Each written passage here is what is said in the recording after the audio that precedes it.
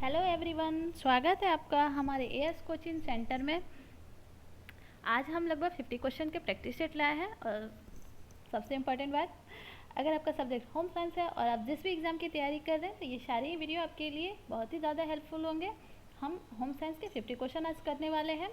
Video आपको अच्छी लगे तो एक लाइक, एक शेयर, एक सब्सक्राइब ज़रूर करें, क्योंकि आपका एक लाइक, एक शेयर, एक सब्सक्राइब मुझे मोटिवेट करता है। तो मुझे मोटिवेट करते रहिए ताकि मैं ऐसे ही आप सबके लिए वीडियो बनाती रहूँ। तो चलिए आते हैं आप आज के अपने पहले क्वेश्चन पे। तो पहला क्वेश्चन है हमारा कि महात्मा गांधी ने कौन सी शिक्षा व्यवस्था शुरू की थी? भूदान, नई तालीम, प्रयोग परियोजना या फिर मार्टंडम। तो महात्मा गांधी ने कौन सी शिक्षा व्यवस्था शुरू की थी? जब तक मैं क्वेश्चन और ऑप्शन पढ़ रही हूँ, आप चाहे तो अपना आंसर कमेंट सेशन में दे सकते हैं।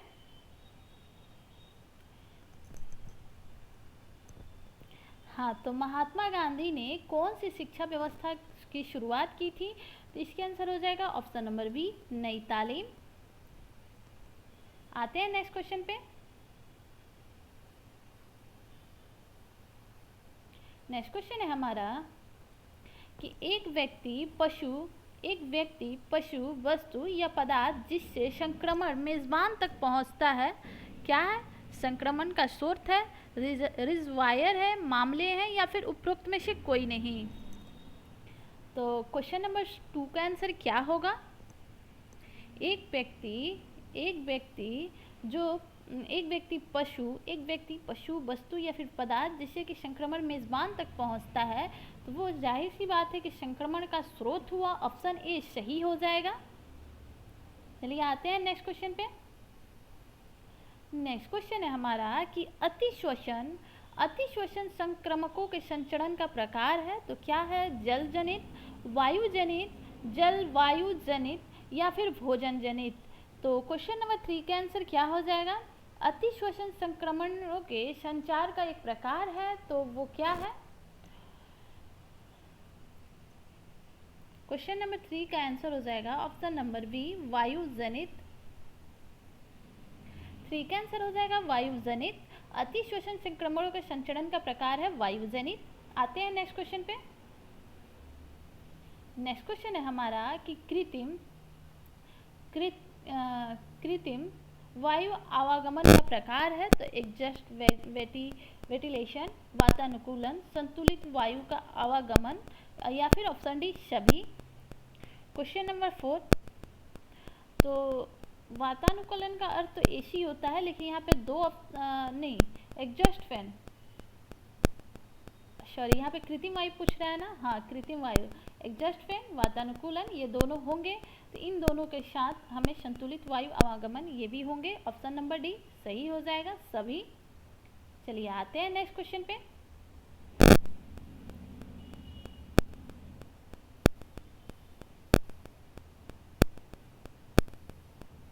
नेक्स्ट क्वेश्चन है हमारा कि यौगिक जो कार्बोहाइड्रेट, वसा और प्रोटीन से ऊर्जा निकालना सुगम बनाते हैं, वो कौन से हैं? रेशे हैं, खनिज है, जल है या फिर विटामिन है। तो क्वेश्चन नंबर 5 का आंसर क्या हो जाएगा? यौगिक जो कार्बोहाइड्रेट, वसा और प्रोटीन से ऊर्जा निकालना सुगम बनाते हैं, वे कौन से हैं? तो इसका आंसर क्या हो जाएगा? इसका आंसर होगा ऑप्शन नंबर सी, जल। जल एक यौगिक है और यह कार्बोहाइड्रेट, वसा और प्रोटीन से ऊर्जा निकालना सुगम बनाता है। नेक्स्ट क्वेश्चन पे आते हैं। नेक्स्ट क्वेश्चन है कि निम्नलिखित में से कौन से भोजन उच्चतम गुणवत्ता के प्रोटीन उपलब्ध कराते हैं? तो मक्का हुआ, साबुत अनाज हुआ, जिलेटिन हुआ या फिर अंडा हुआ। तो कौन से ऐसा भोजन है जो कि उत्तम गुणवत्ता के प्रोटीन उपलब्ध कराते हैं? तो आप सभी जानते हैं कि हमें जानवरों से जो भी, जैसे कि हम जो भी मांसाहारी होते हैं, उन्हें उनसे ज़्यादा प्रोटीन मिलता है। शाकाहारी वानस्पतिक भोजन में उतना प्रोटीन अवेलेबल नहीं होता जितना कि मांसाहारी में होता है। यहाँ पे मांसाहारी में हमें एक ही दिख रहा है, अंडा। तो ये ऑप्शन डी सही हो जाएगा, अंडा। नेक्स्ट क्वेश्चन पे आते हैं। कि एक नवजात द्वारा आसानी से पाचित होने वाला मुख्य कार्बोहाइड्रेट है, तो कौन सा है? ग्लूकोज है, लैक्टोज है, फ्रक्टोज है या फिर सुक्रोज है। क्वेश्चन नंबर 7 का आंसर क्या होगा? एक नवजात द्वारा आसानी से पाचित होने वाला मुख्य कार्बोहाइड्रेट कौन सा है? तो क्वेश्चन नंबर 7 का आंसर हो जाएगा option number B, lactose. Option B, lactose. Next question पे आते हैं। अच्छा, दूध की शर्करा का क्या नाम है? आप बता सकते हैं कमेंट सेशन में। 8 नंबर, क्वेश्चन नंबर 8 का आंसर क्या हो जाएगा? सॉरी, क्वेश्चन नंबर 8 पहले पढ़ तो दूँ। वह भोजन जो एक पोषणीय दृष्टिकोण से पूर्णतः अपर्याप्त है, मृदु भोजन, पूर्ण द्रव्य भोजन, अस्पष्ट द्रव्य भोजन या फिर नियमित भोजन। तो वह भोजन जो पोषणीय दृष्टिकोण से पूर्णतः अपर्याप्त है वो कौन सा हो जाएगा? तो यहाँ पे हो जाएगा ऑप्शन नंबर सी, अस्पष्ट द्रव्य भोजन। ये पेय पदार्थ में आ जाएंगे, ये भोजन के पदार्थ में नहीं आएंगे। नेक्स्ट क्वेश्चन पे आते हैं।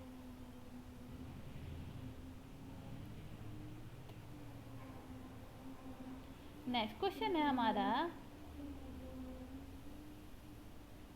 कि बारिश के पानी का पीएच मान होता है तो 2 से 6, 5.6 से 6, 2.9 से 7.0, 10.6 से 11.6। तो बारिश मतलब कि वर्षा के पानी का पीएच मान होता है, तो वर्षा के पानी का पीएच मान होता है 2 से 6। नेक्स्ट क्वेश्चन पे आते हैं। नेक्स्ट क्वेश्चन है हमारा कि स्वामित्व योजना कब आरंभ की गई और किसके द्वारा शुरू की गई? स्वामित्व योजना कब आरंभ की गई और किसके द्वारा शुरू की गई थी? ऑप्शन है 23 सितंबर 2018 राष्ट्रपति कोविंद नाथ द्वारा। ऑप्शन बी है 26 जनवरी 2020 मुख्यमंत्री योगी आदित्यनाथ द्वारा। ऑप्शन सी है 20 अप्रैल 2020 प्रधानमंत्री नरेंद्र मोदी द्वारा। ऑप्शन डी है 24 अप्रैल 2020 प्रधानमंत्री नरेंद्र मोदी द्वारा। तो क्वेश्चन नंबर 10 का आंसर क्या हो जाएगा? स्वामित्व योजना कब आरंभ की गई थी और किसके द्वारा की गई थी? तो स्वामित्व योजना मैं एक वीडियो लाऊंगी जिसमें जितने भी योजनाएं हैं उसके बारे में अच्छे से एक्सप्लेन करके लाऊंगी, साथ में उसके डेट मेंशन होंगे, किसने उसे किया है ये भी मेंशन होगा। तो अगर आप लोगों को वीडियो अच्छा लगे तो लाइक शेयर सब्सक्राइब ज़रूर कीजिएगा। तो यहाँ हमें देख रहे हैं कि स्वामित्व योजना कब आरंभ की गई थी और किसके द्वारा? तो ये 24 अप्रैल सन 2020 में प्रधानमंत्री नरेंद्र मोदी द्वारा किया गया था। ऑप्शन डी इसका सही होगा। चलिए आते हैं नेक्स्ट क्वेश्चन पे। नेक्स्ट क्वेश्चन है हमारा कि शरीर से हृदय की ओर रक्त ले जाने वाली रक्त वाहिनी कहलाती है, तो धमनी कहलाती है, महाधमनी कहलाती है, शिरा कहलाती है या फिर महाशिरा कहलाती है।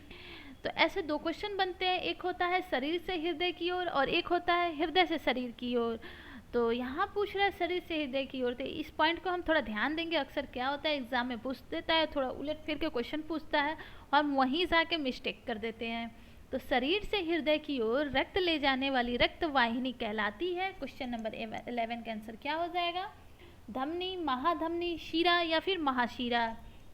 तो यहाँ पूछ रहा है शरीर से हृदय की ओर, तो शरीर से हृदय की ओर मतलब कि अशुद्ध रक्त के बारे में पूछ रहे हैं, वो हो जाएगा शिरा। और जब हृदय से रक्त शुद्ध हो जाती है तो हृदय से रक्त शरीर की तरफ धमनी से आती है। Option A. वैसे इस क्वेश्चन के आंसर ऑप्शन सी होगा। यहाँ पे मैं इरेज कर दूँ वरना बहुत लोगों को लगेगा कि मैम ने गलत बता दिया। यहाँ ऑप्शन सी सही होगा। चलिए आते हैं नेक्स्ट क्वेश्चन पे। आरएच फैक्टर संबंधित है, तो आरएच फैक्टर किससे संबंधित है? रक्त से, यकृत से, एंटीजन से या फिर एंटीबॉडी से। तो आरएच फैक्टर किससे संबंधित है? क्वेश्चन नंबर 12 का आंसर क्या हो जाएगा? आरएच फैक्टर किससे संबंधित है? तो इसका आंसर होगा ऑप्शन नंबर ए, रक्त से। नेक्स्ट क्वेश्चन पे आते हैं। आज लगभग हम 50 क्वेश्चन कंप्लीट करेंगे, कल हम 50 इसके क्वेश्चन कंप्लीट कर लेंगे। बहुत जल्द आप सबके लिए क्विक रिवीजन पार्ट 3 भी लाया जाएगा, काम जारी है उस पर भी। अभी थोड़े एग्ज़ाम के चलते उसको पोस्टपोन कर दिया गया, इसको बाद में वो पेंडिंग लिस्ट में चला गया, बट आएगा ज़रूर आपके एग्ज़ाम से पहले क्विक रिवीजन पार्ट 3। हाँ, तो हम किस क्वेश्चन पे थे? Question number 30। सबसे बड़ी लार ग्रंथि है तो कौन सी है? टाइलिन, पैरोटिड ग्रंथि, यकृत या फिर ग्रसनी? तो क्वेश्चन नंबर 30 का आंसर क्या होगा? सबसे बड़ी लार ग्रंथि कौन सी है? तो वो हो जाएगा ऑप्शन नंबर बी, पैरोटिड ग्रंथि। चलिए आते हैं नेक्स्ट क्वेश्चन पे। नेक्स्ट क्वेश्चन है हमारा कि शरीर में ऑक्सीजन का परिवहन किसके द्वारा होता है? कोशिका के द्वारा। यहाँ तो एक ही ऑप्शन 2 बार दे दिया, तो चलिए एक ही, नहीं एक ऑप्शन 2 बार नहीं दिया हुआ है, ध्यान देंगे। यहाँ कोशिका लिखा हुआ है, यहाँ पे केशिका लिखा हुआ है। ओके, तो शरीर में ऑक्सीजन का परिवहन किसके द्वारा होता है? कोशिका के द्वारा, केशिका के द्वारा, रक्त के द्वारा या फिर फेफड़ों के द्वारा? तो क्वेश्चन नंबर 40 का आंसर क्या होगा? शरीर में ऑक्सीजन किसके द्वारा परिवहन किया जाता है? इस क्वेश्चन का आई थिंक हमने इससे पहले वाले क्वेश्चन में भी या फिर प्रैक्टिस सेट में देख रखा है। वो हो जाएगा रक्त के द्वारा। हीमोग्लोबिन का कार्य ही होता है ऑक्सीजन का परिवहन करना। चलिए आते हैं नेक्स्ट क्वेश्चन पे।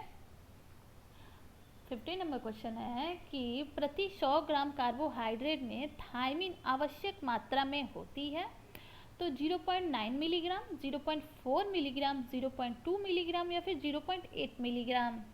तो क्वेश्चन नंबर 50 का आंसर क्या हो जाएगा? क्वेश्चन नंबर 50 का आंसर क्या होगा? प्रति 100 ग्राम कार्बोहाइड्रेट में धमनी की आवश्यकता होती है, तो प्रति 100 ग्राम कार्बोहाइड्रेट में धमनी की आवश्यकता प्रति 100 ग्राम कार्बोहाइड्रेट में थायमिनिक की आवश्यकता कितनी होती है? यहाँ पे थायमिन होगा, थायमिनिक हो गया, थायमिन की अलग अलग है ये, लेकिन एक में ऐड हो गया है।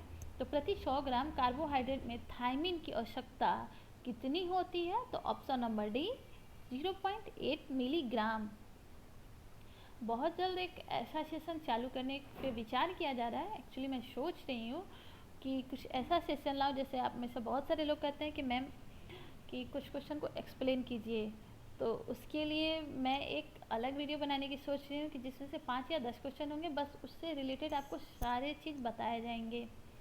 तो देखिए कब से इस पर काम स्टार्ट हो जाता है, तो वैसी वीडियो आनी स्टार्ट हो जाएगी। तो फिलहाल हम 60 नंबर क्वेश्चन देख रहे हैं। 60 नंबर क्वेश्चन है कि कितने तापक्रम पर बैक्टीरिया की वृद्धि रुक जाती है? 4 degree Celsius, 6 degree Celsius, 7 degree Celsius या फिर 10 डिग्री सेल्सियस?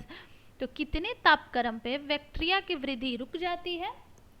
तो क्वेश्चन नंबर 16 का आंसर हो जाएगा ऑप्शन नंबर ए, 4 डिग्री सेल्सियस पे बैक्टीरिया की वृद्धि रुक जाती है, मतलब कि निष्क्रिय हो जाती है। चलिए आते हैं नेक्स्ट क्वेश्चन पे।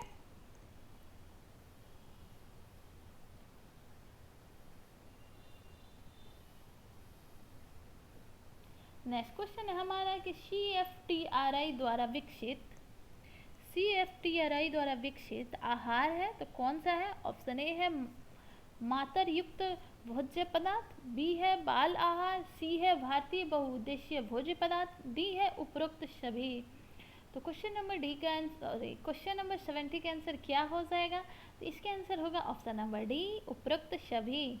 CFTRI का विकसित आहार मातर युक्त भोज्य पदार्थ है, बाल आहार भी है एंड भारतीय बहुउद्देशीय भोज्य पदार्थ भी है, तीनों ऑप्शन सही है, तो उपयुक्त सभी। चलिए आते हैं नेक्स्ट क्वेश्चन पे।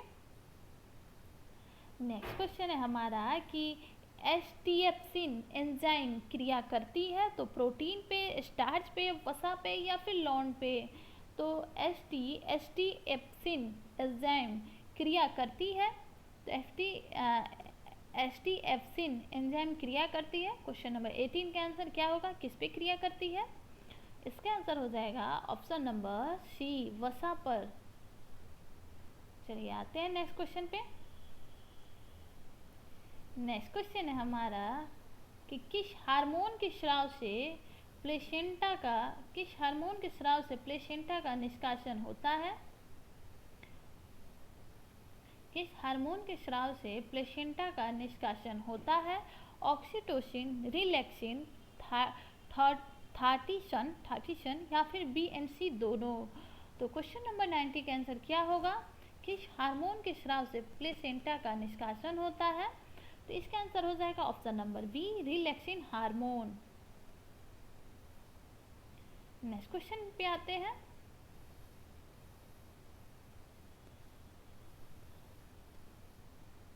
नेक्स्ट क्वेश्चन है कि राष्ट्रीय जड़ी बूटी, यहाँ पे जड़ती लिख दिया है लेकिन यहाँ पे जड़ी हो जाएगा, राष्ट्रीय जड़ी बूटी और मसाला दिवस कब मनाया जाता है? 6 जून को, 10 जून को, 10 मई को या फिर 20 जुलाई को? तो राष्ट्रीय जड़ी बूटी और मसाला दिवस कब मनाया जाता है? तो इसका हो जाएगा ऑप्शन नंबर बी, 10 मई को। नेक्स्ट क्वेश्चन पे आते हैं कि श्वेत प्रकाश के प्रिज्म द्वारा बने वर्णक्रम में किस रंग का विचलन सबसे अधिक होता है? तो बैंगनी, लाल, नीला या फिर हरा? तो श्वेत प्रकाश के प्रिज्म द्वारा बने वर्णक्रम में किस रंग का विचलन सबसे अधिक होता है? तो वो हो जाएगा ऑप्शन नंबर ए, बैंगनी। चलिए आते हैं नेक्स्ट क्वेश्चन पे। नेक्स्ट क्वेश्चन है हमारा कि किस प्रकार के मेनू के अवसर के हिसाब से मेनू का निर्धारण होता है? तो सुपर मेनू, थीम मेनू, और सादे मेनू या फिर ब्रांच मेनू? तो क्वेश्चन नंबर 22 का आंसर क्या हो जाएगा? तो क्वेश्चन नंबर 22 का आंसर क्या हो जाएगा? तो ये किस प्रकार के मेनू में अवसर के हिसाब से मेनू का निर्धारण किया जाता है? तो यहाँ पे हो जाएगा औषाध मेनू, ऑप्शन सी सही हो जाएगा। नेक्स्ट क्वेश्चन पे आते हैं। नेक्स्ट क्वेश्चन है हमारा कि रुधिर में कौन सा प्रोटीन पाया जाता है? तो थायरोटिन प्रोटीन, फाइब्रिनोजेन, ग्लोब्यूलिन प्रोटीन या फिर ग्लाविन प्रोटीन? तो क्वेश्चन नंबर 23 का आंसर हो जाएगा, क्या होगा?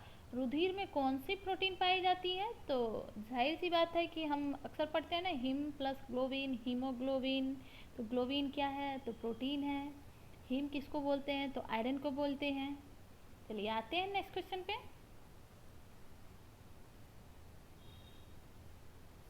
नेक्स्ट क्वेश्चन है हमारा अर्ध आवश्यक अमीनो अम्ल है। तो अर्ध आवश्यक अमीनो अम्ल कौन से हैं? सेरोन, अर्जिनिन, ट्रिप्टोफैन या फिर लाइसिन? तो क्वेश्चन नंबर 24 का आंसर क्या हो जाएगा? ये क्वेश्चन आई थिंक के एलटी में पूछा गया था, इससे पहले भी बहुत से एग्जाम में पूछे जा चुके हैं। आवश्यक अमीनो अम्ल की संख्या 10 होती है, अनावश्यक अमीनो अम्ल की संख्या भी 10 होती है। दोनों की संख्याएं 10 होती है, ठीक है।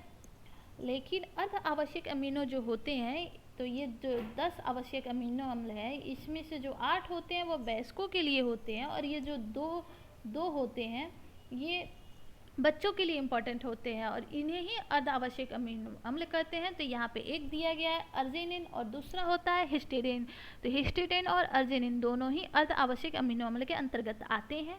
बाकी के 8 भी मैंने अपने पिछले वीडियो में बता रखा है, आप वहाँ जाके देख लीजिएगा, या फिर जब एक्सप्लेनेशन के साथ वीडियो आना स्टार्ट हो जाएगा तो वहाँ आपको सारे डिटेल्स दिए जाएंगे, एक क्वेश्चन के सारे डिटेल्स जितने हो सकते हैं। चलिए आते हैं नेक्स्ट क्वेश्चन पे। नेक्स्ट क्वेश्चन है कि आनुवांशिक लक्षणों के विकास एवं वंशानुगति का नियंत्रण किस प्रोटीन के द्वारा होता है? तो अमीनो एसिड, प्रोलीन, हिस्टोन या फिर ग्लूटामेट? तो क्वेश्चन नंबर 25 का आंसर क्या हो जाएगा?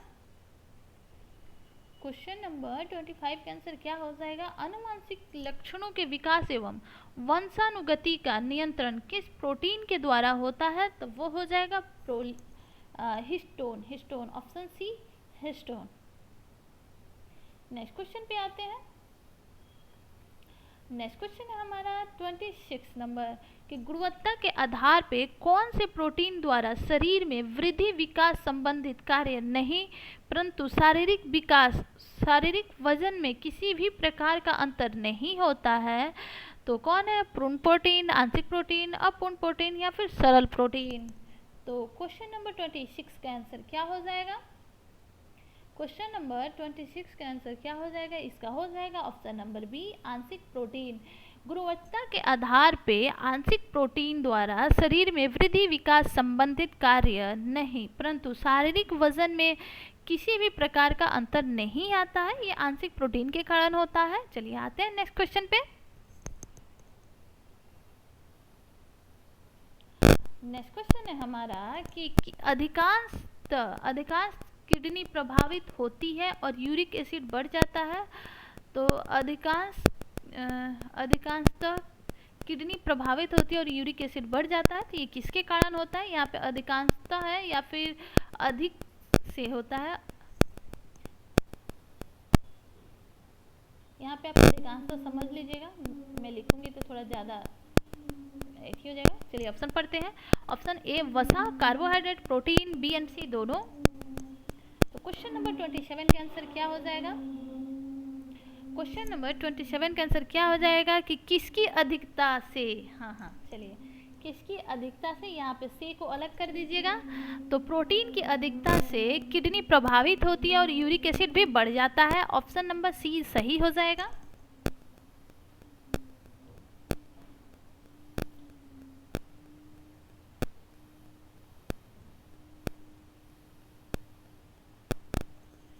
आते हैं क्वेश्चन नंबर 28 पे। प्रोटीन मेटाबॉलिज्म की मात्रा का पता किस टेस्ट द्वारा लगाया जाता है? तो प्रोटीन मेटाबॉलिज्म की मात्रा का पता किस टेस्ट द्वारा लगाया जाता है? तो मॉलिस टेस्ट द्वारा, मिलियंस टेस्ट द्वारा, लेड सल्फाइड द्वारा या फिर माइक्रोजेडाल टेस्ट द्वारा। तो क्वेश्चन नंबर 28 का आंसर क्या हो जाएगा? इसका आंसर क्या होगा? ये क्वेश्चन आप सबको ऑलरेडी याद होगा, आई थिंक कि मैंने पहले भी करा रखा है। प्रोटीन मेटाबॉलिज्म की मात्रा का पता किस टेस्ट द्वारा लगाया जाता है? तो ये हो जाएगा माइक्रोजेडाल टेस्ट के द्वारा। ऑप्शन डी सही हो जाएगा। आते हैं हम नेक्स्ट क्वेश्चन पे। आज आप सबको थोड़ा बैकग्राउंड आवाज़ ज़्यादा आ रही होगी क्योंकि बगल में थोड़े काम चल रहे हैं, तो उसकी आवाज़ अपने घर में भी आ रही है। चलिए देखते हैं नेक्स्ट क्वेश्चन। किसकी कमी से फाइनोडर्मा रोग हो जाता है? तो वसा की कमी से, प्रोटीन की कमी से, विटामिन की कमी से या फिर विटामिन डी की कमी से। तो 29 नंबर क्वेश्चन है। तो किसकी कमी से?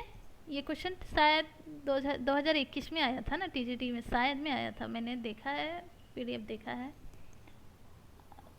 तो ये हो जाएगा ऑप्शन नंबर ए। वसा की कमी से फाइनोडर्मा रोग हो जाता है।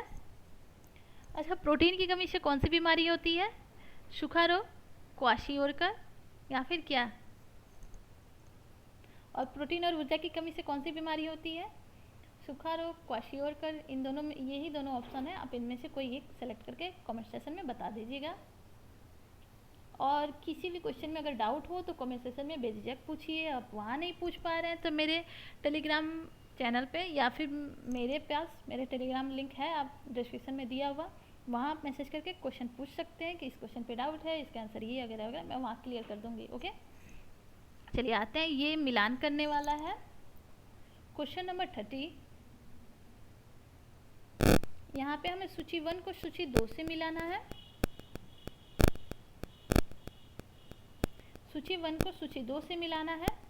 तो यहाँ पे आर्कटिक एसिड हो जाएगा। आर्कटिक एसिड किससे हो जाएगा? तो मूंगफली से। आर्कटिक एसिड मूंगफली से। लॉरिक एसिड हो जाएगा।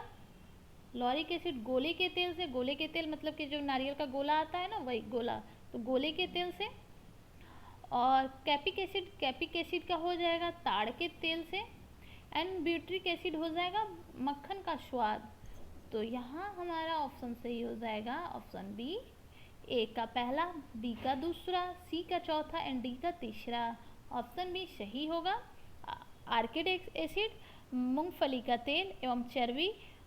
लॉरिक एसिड गोले का तेल, गोले के तेल हम नारियल के तेल को भी बोलते हैं। कैपिक एसिड ताड़ के तेल को बोलते हैं। एंड ब्यूटारिक अम्ल या फिर एसिड, ब्यूटारिक एसिड मक्खन के स्वाद में होता है, स्वाद का कारण होता है। चलिए आते हैं नेक्स्ट क्वेश्चन पे। नेक्स्ट क्वेश्चन है हमारा क्वेश्चन नंबर 31। जब फैट को पानी के साथ मिलाकर फेंटा जाता है, जब फैट को पानी के साथ मिलाकर फेंटा जाता है तो वसा के कण अति सूक्ष्म कणों में विभक्त होकर पानी में तैरने लगते हैं। यह कौन सी क्रिया कहलाती है? सावनीकरण, हाइड्रोजनीकरण, पायशीकरण या फिर जलीयकरण। तो 31 नंबर क्वेश्चन का आंसर क्या हो जाएगा कि जब फैट को पानी के साथ मिलाकर फेंटा जाता है तो वसा के कण अति सूक्ष्म कणों में विभक्त होकर पानी में तैरने लगते हैं। तो ये कौन सी क्रिया कहलाती है? तो ये ऑप्शन नंबर सी जलीय क्रिया कहलाती है। चलिए आते हैं नेक्स्ट क्वेश्चन पे। 30 क्वेश्चन कंप्लीट हो गया और 20 क्वेश्चन है, उन्हें भी कर लेते हैं हम जल्दी जल्दी। बाकी के 50 क्वेश्चन हम कल के वीडियो में देखेंगे।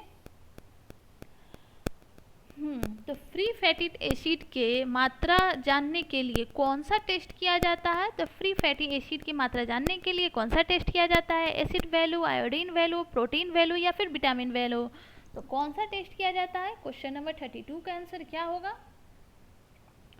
तो फ्री फैटी एसिड की मात्रा जानने के लिए हम option A acid value test कराते हैं।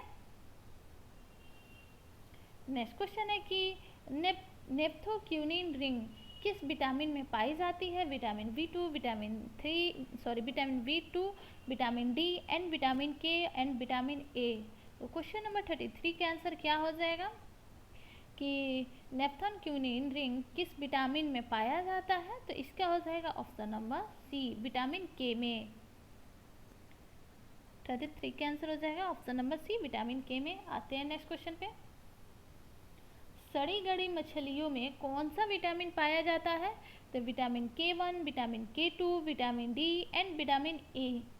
तो सड़ी गली मछलियों में कौन सा विटामिन पाया जाता है? विटामिन से रिलेटेड मैंने एक बहुत ही अच्छा और फ्रेश वीडियो बना के दे रखा है। उससे रिलेटेड एक नहीं, आई थिंक 2 या 3 वीडियो बना रखा है। उसमें बहुत ही अच्छे अच्छे क्वेश्चन हैं, उनके रासायनिक नाम हैं, उनसे होने वाली बीमारियां हैं, मतलब A to Z जो भी हो सकते हैं वो सारे हैं। अगर आप में से किसी ने नहीं देखा हो तो जाके विटामिन का वो वीडियो ज़रूर देखें। तो यहाँ हो जाएगा सड़ी गली मछलियों में कौन सा विटामिन पाया जाता है? तो ऑप्शन बी विटामिन K2। चलिए आते हैं नेक्स्ट क्वेश्चन पे। नेक्स्ट क्वेश्चन है हमारा कि कैल्शियम की अधिकता से कौन सा सिंड्रोम देखने को मिलता है और किस अवस्था में अधिक होता है? प्रौढ़ावस्था में, किशोरावस्था में, शिशु अवस्था में या फिर बाल्यावस्था में? तो 35 नंबर क्वेश्चन का आंसर क्या हो जाएगा? इसका हो जाएगा ऑप्शन नंबर 35 का, 35 का हो जाएगा ऑप्शन नंबर ए। कैल्शियम की अधिकता से मिल्क एल्केनाइन सिंड्रोम होता है, जो कि सब में सेम है, इसलिए मैंने इसको पढ़ना ज़्यादा जरूरी नहीं समझा। कैल्शियम की अधिकता से मिल्क एल्कलाइन सिंड्रोम होता है और ये प्रौढ़ावस्था में ज़्यादातर देखने को मिलता है। तो ऑप्शन ए सही हो जाएगा। नेक्स्ट क्वेश्चन पे आते हैं।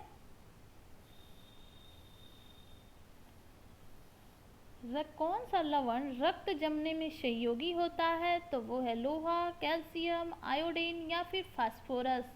तो कौन सा लवण रक्त को जमाने में सहायक होता है? यहाँ विटामिन नहीं पूछ रहा है, कोई ये नहीं कर दे कि मैम विटामिन के होगा। विटामिन के तो जमाता ही है, ब्लड क्लॉटिंग के लिए विटामिन के तो उपयोगी हैं ही, लेकिन कौन सा लवण पूछ रहा है, कौन सा लवण रक्त जमने में सहयोगी होता है? तो यहाँ पे हो जाएगा ऑप्शन बी कैल्शियम। चलिए आते हैं नेक्स्ट क्वेश्चन पे। किस प्रकार भोज्य पदार्थ को रक्षात्मक भोज्य पदार्थ कहते हैं? तो जिसमें अधिक प्रोटीन हो, जिसमें कार्बोज अधिक हो, जिसमें विटामिन और खनिज अधिक हो, या फिर इनमें से कोई नहीं। तो किस प्रकार के भोज्य पदार्थ को रक्षात्मक भोज्य पदार्थ कहते हैं? यहाँ पे पदार्थ होगा। किस प्रकार के भोज्य पदार्थ को रक्षात्मक भोज्य पदार्थ कहते हैं? तो क्वेश्चन नंबर 37 का आंसर हो जाएगा ऑप्शन नंबर सी। विटामिन और खनिज रक्षात्मक भोज्य पदार्थ होते हैं, इससे हमें ऊर्जा नहीं मिलता है। कार्बोज से हमें ऊर्जा मिलता है, प्रोटीन से भी हमें ऊर्जा मिलता है। जब हमें कार्बोज और वसा से ऊर्जा नहीं मिलता है, वैसी चीज में हमें प्रोटीन ऊर्जा देने का कार्य करती है, और ये दोनों रक्षात्मक कार्य के अंतर्गत आते हैं, विटामिन और खनिज। चलिए आते हैं नेक्स्ट पे। स्वस्थ प्रौढ़ व्यक्ति के शरीर में कैल्शियम कितना निष्कासन होता है? 320 मिलीग्राम, 450 मिलीग्राम, 390 मिलीग्राम या फिर 250 मिलीग्राम। तो क्वेश्चन नंबर 38 का आंसर क्या हो जाएगा? स्वस्थ प्रौढ़ व्यक्ति के शरीर में कैल्शियम कितना निष्कासन होता है? तो इसका हो जाएगा option number A 320 milligram. 320 milligram.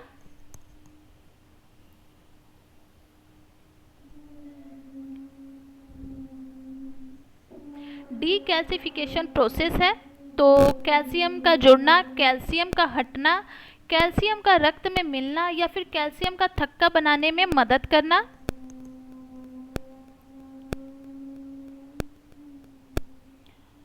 तो डी यहाँ पे कैल्सिफिकेशन, कैल्शियम के बगल में डी लग गया है, तो जाहिर सी बात है आप आंसर को समझ चुके होंगे। डी कैल्सिफिकेशन प्रोसेस है, तो डी कैल्सिफिकेशन प्रोसेस का अर्थ हुआ कैल्शियम का हटना। ऑप्शन बी सही हो जाएगा।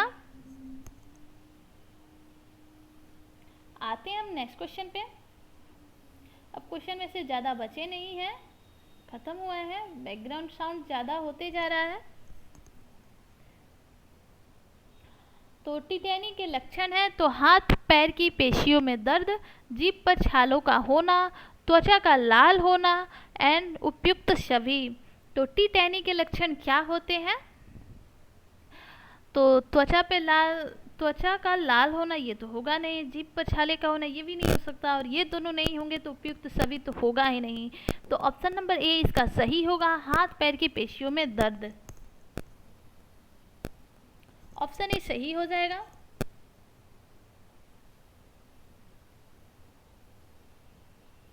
नेक्स्ट क्वेश्चन पे आते हैं। हृदय रोग को कहते हैं, तो हृदय रोग को क्या कहते हैं?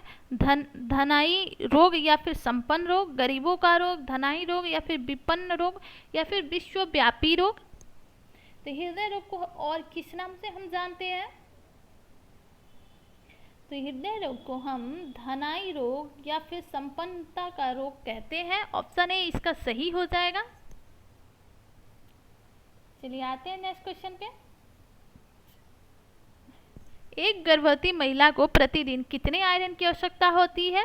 50 मिलीग्राम, 150 मिलीग्राम, 40 मिलीग्राम या फिर 60 मिलीग्राम। तो एक गर्भवती महिला को कितने मिलीग्राम आयरन की आवश्यकता होती है? तो इसका आंसर हो जाएगा ऑप्शन नंबर सी 40 मिलीग्राम। आते हैं नेक्स्ट क्वेश्चन पे। नेक्स्ट क्वेश्चन है हमारा कि एक धात्री महिला जो 6 माह के बच्चे को दुग्धपान कराती है, उसे प्रतिदिन कितने ग्राम कार्बोहाइड्रेट की आवश्यकता होती है? तो 175 ग्राम, 200 ग्राम, 300 ग्राम या फिर 400 ग्राम। तो 43 क्वेश्चन नंबर 43 का आंसर क्या हो जाएगा?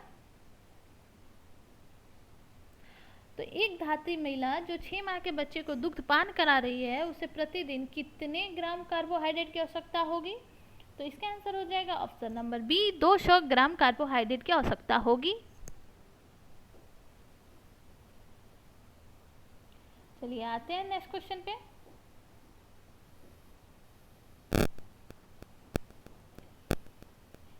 फोर्टी 44 नंबर क्वेश्चन है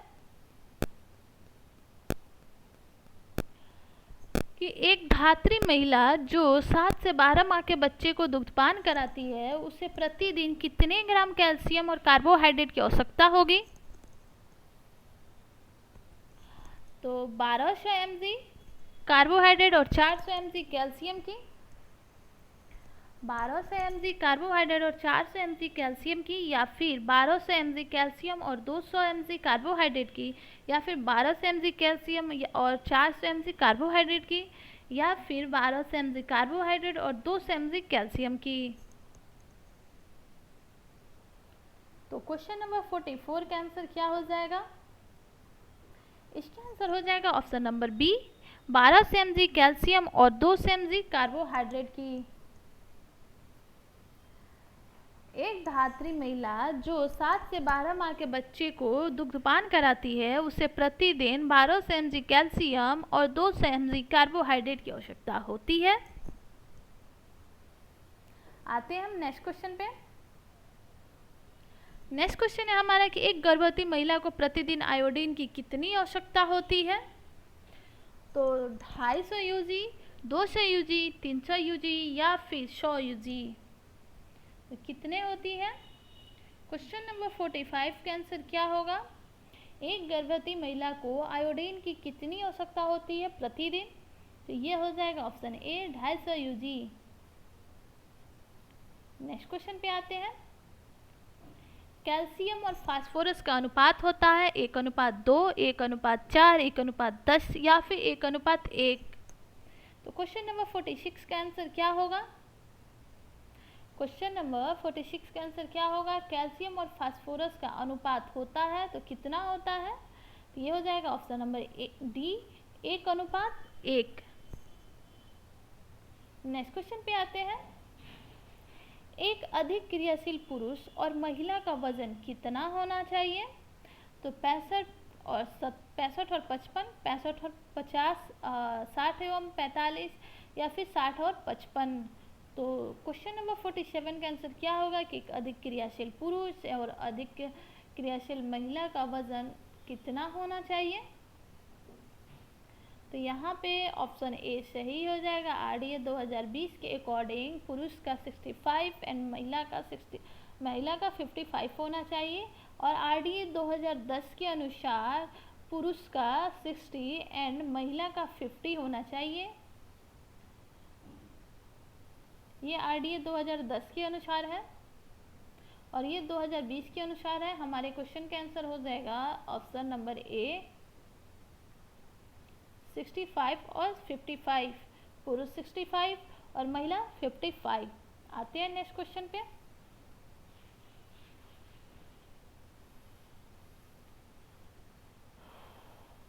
नेक्स्ट क्वेश्चन है कि 1 किलोग्राम भार के हिसाब से एक पुरुष को कितना प्रोटीन लेना चाहिए। 1 किलोग्राम भार के हिसाब से एक पुरुष को कितना प्रोटीन लेना चाहिए। 1 ग्राम, 2 ग्राम, 0.83 ग्राम या फिर 0.45 ग्राम। आरडीए 2010 के अनुसार अगर किसी का वजन 1 केजी है तो वो 1 ग्राम प्रोटीन उसको लेना चाहिए, लेकिन आरडीए 2010 के अनुसार, आरडीए 2020 के अनुसार अगर किसी का वेट 1 केजी है तो उसे 0.83 ग्राम प्रोटीन लेना चाहिए। तो हमारा आंसर हो जाएगा ऑप्शन नंबर सी। हमारा आंसर हो जाएगा ऑप्शन नंबर सी 0.83 ग्राम। चलिए आते हैं नेक्स्ट क्वेश्चन पे। इस क्वेश्चन को तो मैं आई थिंक कि हर बार आप लोगों को करा रही हूँ, हर बार बता देती हूँ, क्लियर कर देती हूँ, क्योंकि कन्फ्यूजन होता है। जहाँ डाटा चेंज होती है वहाँ कन्फ्यूजन होता है। तो एक संदर्भित पुरुष की आयु कितनी होनी चाहिए, तो 19 से 39, 20 से 39, 20 से 50 या फिर 18 से 39। तो एक संदर्भित पुरुष की आयु आरडीए 2010 के अनुसार 20 से 39 था, लेकिन आरडीए 2020 में यहाँ पे डिफरेंट किया गया है। यहाँ पे 20 को 1 साल घटा के 19 कर दिया गया है। तो यहाँ पे कर दिया गया है आरडीए 2020 के अनुसार एक संदर्भित पुरुष की आयु 19 से 39 वर्ष होती है। हमारा आंसर भी यही होगा, ऑप्शन ए सही होगा। चलिए आते हैं नेक्स्ट क्वेश्चन पे। नेक्स्ट क्वेश्चन है 50 नंबर, हमारा लास्ट क्वेश्चन है कि 7 से 9 साल के बच्चे को प्रतिदिन कितनी विटामिन डी की आवश्यकता होती है। तो 600 आयु एंड ये 6000 या फिर 6 या फिर 600, सॉरी मैंने यहाँ पे भी 600 बोल दिया था, 60। तो 50 नंबर क्वेश्चन का आंसर क्या होगा। तो 7 से 9 वर्ष के बच्चे को प्रतिदिन विटामिन डी की आवश्यकता 600 आयु होती है। ऑप्शन डी सही होगा। और शगुन का एक क्वेश्चन मैं रख ले रही हूँ इधर कुछ टाइम से प्रैक्टिस शीट में। आइए हम शगुन का क्वेश्चन देख लेते हैं। तो हमारा ये लास्ट क्वेश्चन है। हालांकि मैंने आपको बोला था कि 50 क्वेश्चन करेंगे, लेकिन 51 क्वेश्चन देख लेते हैं। नेक्स्ट वीडियो में बाकी के 49 क्वेश्चन देख लेंगे। तो 51 क्वेश्चन, 1 से 3 साल के बच्चे को प्रतिदिन आहार में कितना विटामिन डी देना चाहिए? तो अभी हमने इससे रिलेटेड क्वेश्चन देखा है कि 7 से 9 साल के बच्चे को प्रतिदिन विटामिन डी की आवश्यकता 600 IU होती है। तो नेक्स्ट सेम वही है, और यहाँ पे इतना इसलिए दिया जाता है क्योंकि वो ग्रोथ एज में होते हैं, उनके विकास के लिए विटामिन डी की आवश्यकता होती है। तो यहाँ पे भी ऑप्शन बी सही हो जाएगा। तो मिलते हैं नेक्स्ट वीडियो में। वीडियो आप सबको कैसी लगी, अच्छी लगी तो ज़रूर बताइएगा, और अच्छी लगी तो एक लाइक, एक शेयर, एक सब्सक्राइब ज़रूर कीजिएगा, क्योंकि आपका एक लाइक, एक शेयर, एक सब्सक्राइब मुझे मोटिवेट करता है। तो मुझे मोटिवेट करते रहिए ताकि मैं ऐसे ही वीडियो बनाती रहूँ। तो चलिए, अगर वीडियो अच्छा लगे तो कमेंट सेक्शन में ज़रूर बताइएगा, और मिलते हैं नेक्स्ट वीडियो में। Thanks for watching.